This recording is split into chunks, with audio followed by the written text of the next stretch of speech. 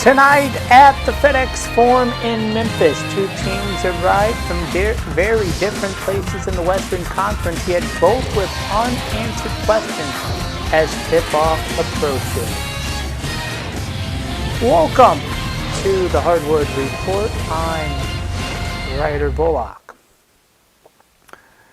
Memphis and the Minnesota Timberwolves tonight as the Memphis Grizzlies are back home searching for traction.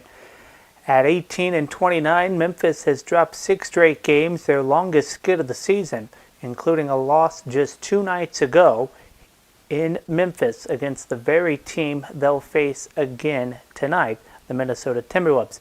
But help may be arriving. All-star forward Jaren Jackson Jr. is listed as probable after missing the last game with a left quad contusion, and his presence could be a stabilizing force on both ends of the floor. Memphis also got an encouraging sign from Ty Jerome, who made his season debut on Friday, 20.6 assists in just 20 minutes. He'll remain on a minutes restriction, but the spark was noticeable for a team that's been searching for answers. Now, Minnesota arrives with a very different record, 31-19, but with some uncertainty of its own. The Timberwolves could be without 2 of their most important pieces. Anthony Edwards, who poured in 33 points in the last meeting with Memphis, is questionable with back spasms. Julius Randle is also questionable, dealing with soreness in his left thumb. Their availability will loom large in determining how Minnesota approaches this rematch. So tonight, it's a team trying to stop the bleeding against a team trying to maintain momentum, with injuries, urgency, and recent history all part of the story. Grizzlies and Timberwolves tip off about 10 minutes from now. More on those games in a moment, but first, here's what's happening in the NBA. Hornets beat the Pelicans 102-95, and let me tell you something, this was not supposed to happen. The Charlotte Hornets, down 22 points, sloppy with the ball, turning it over 17 times, somehow win the game anyway, 102-95 over New Orleans, and now they've won 7 in a row, their longest streak since 2016. That's a long time. And it starts, as usual, with LaMelo Ball. Ball finishes with 24 points, comes back from an eye laceration, literally glued shut, after running headfirst into his own coach and still takes over the game late. That's not normal. That's toughness. You don't always associate with this team. Now, let's be clear. Charles Lee screwed up. He admitted it, walked into the press room and said, "Stupid coach."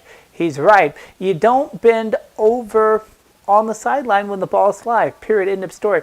But give LaMelo credit. Most players are done for the night. He's back in minutes, drains threes, keeps them afloat. Then in the fourth quarter, blow-by drive, two-handed dunk, game flips. That's leadership. Canepo hit 4.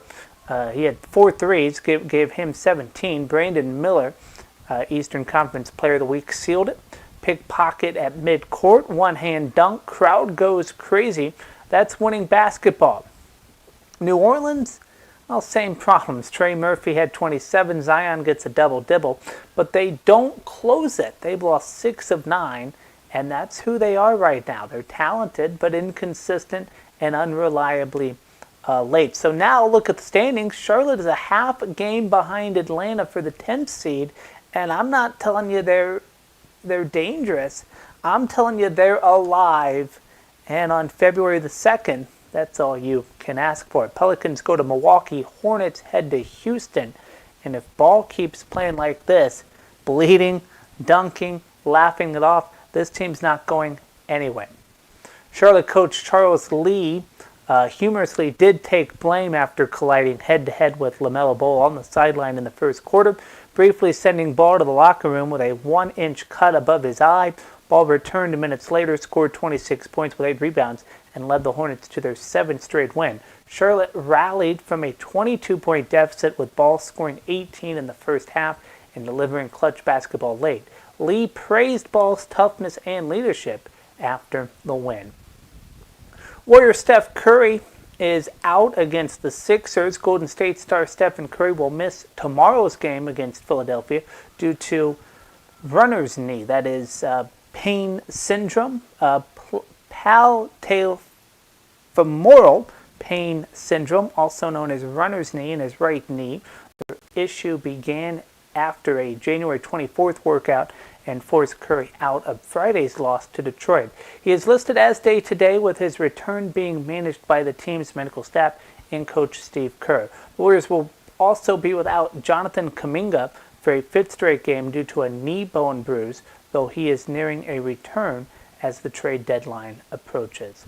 That is what's happening in the NBA. Game 2 of our doubleheader is in Los Angeles, and the first thing that jumps out to you is obvious: no Paul George. And that changes everything for Philadelphia, because whether people want to admit it or not, George has become a stabilizing piece for them on both ends of the floor. Sixers taking on the Clippers tonight. Now the Sixers come in running a 3-game winning streak. They're 26-21, 6th in the East, and they're about to start a 5-game West Coast trip. Never easy, especially this time of year, right before the trade deadline. This is where seasons either flip or they start to, they flip up or they start to wobble. The Clippers, forget the early season record. This is not the same team they were, 6-21. Now they've gone 17-4, and that's building something, right? The Intuit Dome is becoming a real home court advantage. So the question I'm asking is simple: how do the Sixers survive without Paul George? Well, first thing is Tyrese Maxey has to be the engine, not just scoring. He's got to make some real big decisions.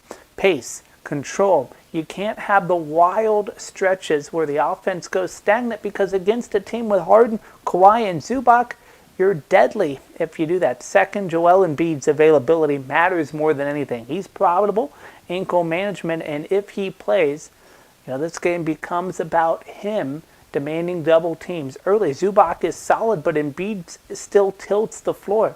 The Sixers have to play through him, not just for points, but to generate clean looks. For Ubru and Edgecombe and the secondary guys, he's got to, they got to play through him and generate clean looks there.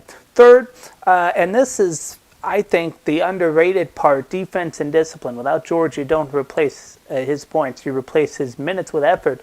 And I'm going to say this: Barlow has to rebound. Edgecombe has to guard. You cannot give Harden easy switches or let Kawhi get comfortable in that mid-range. The margin for error is thin. The Sixers can't afford those 5-minute lulls they've had in recent wins. Against this Clippers team, that's a 12-0 run before you blink. So bottom line, Philadelphia can survive without Paul George short term if Maxey plays like an all-star, Embiid controls this game, and they defend with purpose. But this is a stress test, not just for this game, but for the entire road trip. Tip-off at 10 p.m. Eastern. But first, the NBA brings an uneven but intriguing matchup as the Memphis Grizzlies host the Minnesota Timberwolves at the FedEx Forum. Tip-off is set for 7:30 p.m. Eastern, with Memphis trying to stay afloat through injuries and Minnesota looking to strengthen its position near the top of the Western Conference. Memphis enters short-handed in a big way. Ja Morant and Scottie Pippen Jr. are both out, leaving the Grizzlies to lean heavily on younger, less proven pieces like Cedric Coward and Cam Spencer, with multiple front court injuries, and Jaren Jackson Jr. questionable. The margin for error is extremely thin. Minnesota, meanwhile, has been one of the more consistent teams in the West at 31-19, powered by defense, rebounding, and depth. The only major question is Anthony Edwards' availability. If he plays, Minnesota's ceiling rises dramatically. If he doesn't, the Wolves still have enough structure and size to control the game. Keys to the game: number one, can Memphis generate offense without Ja Morant? Without Morant's penetration and tempo control, Memphis has struggled to create easy looks. Cam Spencer must organize the offense, while Coward has to score efficiently, not just volume shots. Long droughts will bury the Grizzlies quickly.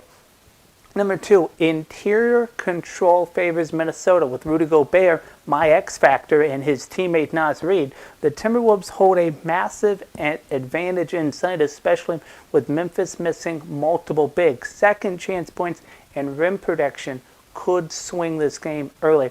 And finally, Minnesota's role players must deliver if Anthony Edwards is limited or out. Players like Jaden McDaniels and DiVincenzo.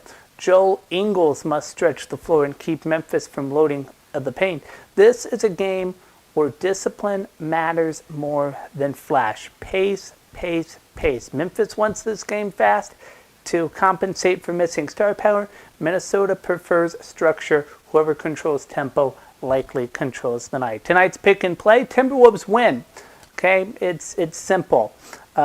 They are the more complete and healthier team, even without Edwards at full strength. The Wolves' defense, rebounding, and half-court execution give them a clear edge.